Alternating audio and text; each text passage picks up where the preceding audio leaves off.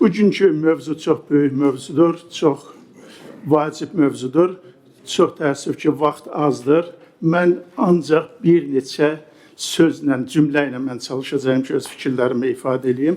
Təbii ki, yeni binaların tikintisində bugün Bakı şəhərində ən böyük problem köhnə mənzil fondunun köçürülməsi bu məsələdir. Təəssüf ki, bugün Azərbaycan Respublikası ərazisində əmlakın, şəxsi əmlakın dövlət istifadəsi üçün, dövlət mənafi üçün və yaxud da şəxsi məqsədlər üçün, kommersiya məqsədləri üçün boşaldılması, alınması sahəsində işlək müxtəlif qanunvericilik aktları vardır, lakin bu günə kimi işlək mexanizmi yoxdur və bu məsələ ilə biz də gündəlik işimizdə qarşılaşırıq. Bildiyiniz kimi biz tikintiyə dövlət nəzarətini həyata keçiririk.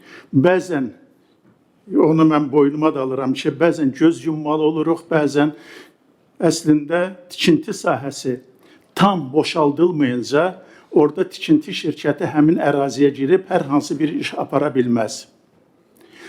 Sonuncu əhali də, sakin də o ərazidən çıxarılmalıdır.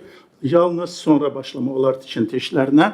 Lakin müəyyən bir şərtlər daxilində biz bəzən o investorların da vəziyyətini başa düşürük və hələlik köçürülməmiş tikintilərdən müəyyən qədər aralı məsafələrdə olan bir blokun, ikinci blokun bəzən belə mərhələlərlə tikintisinə icazə veririk.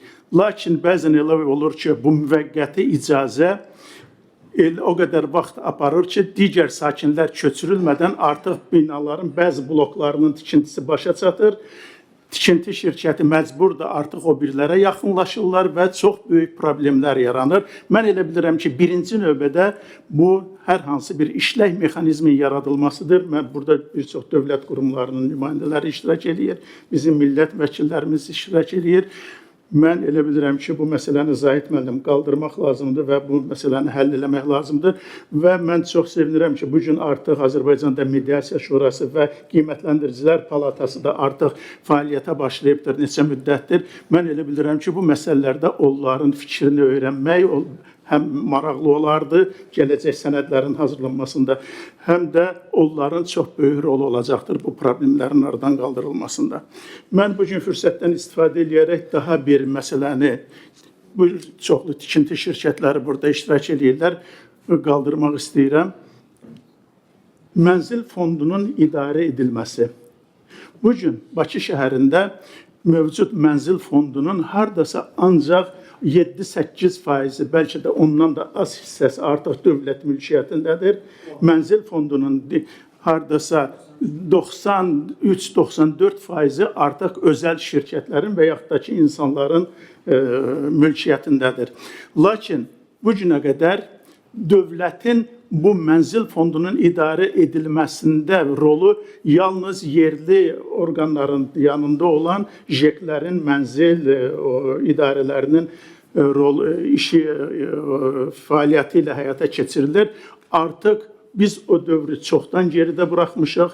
Mən elə bilirəm ki, bugün bu barədə də biz məsələ qaldırmalıyıq. Mənzil fondunun idarə edilməsində işlək mexanizmlər yaratmalıyıq. Bilirsiniz, bu təbii ki, qanunda vardır ki, müəyyən bir dövr ərzində tikinti istifadəyə verildisə, məskunlaşdısa, artıq həmin mənzil sahiblərinin müştərək cəmiyyəti yaradılmalıdır və yaxud da ki, buna idarə edən yerli bələdiyyələrdir. Lakin təəssüf ki, bu öz həllini tapa bilmir. Dövlətin ümumiyyətlə qanunda bunun üzərində heç bir nəzarət funksiyası yoxdur. Heç bir qanunda bu öz əksini tapmayıbdır. Çox yaxşı olardı ki, bu məsələdə öz əksini tapsın. Çox qısa, ən bəlalı mövzularımızdan bir məsələni də qeyd eləmək istəyirəm. Bakıda mənzil bumu bilirsiniz ki, artıq 25 ildir davam edir və bizim müxtəlif mərhələlərimiz olubdur. O ilkin dövrlərdə tikilən binalar köhnə Sovet normaları ilə tikilibdir və onların xarici bəzək tamamlama işlərində də təmiz başqa prinsiplərdən istifadə olunubdur, göstərişlərdən istifadə olunubdur. Artıq çox yaxşı haldır ki, bu gün artıq Bakı şəhərində tikilən, hətta mənzil tikintisinə də onların xarici addelk işlərinə də müəyyən tələblər vardır. Çox davamlı materiallardan, keyfiyyətli materiallardan. 20-25 il, 15 il bundan əvvəl tikilmiş binaların əksəriyyətinin fasadları artıq çox pis vəziyyətdədir. Onların təmiri, bərpası, yenidən görkəmli bir vəziyyətə salınması məsələləri öz əksini hardasa həll olunmalıdır. Lakin bu dövlətin bu barədə mexanizmi, yenə də təsir mexanizmi yox dərəcəsindədir. Bu da şəhərimizin artıq xarici görünüşünə çox pis təsir edir.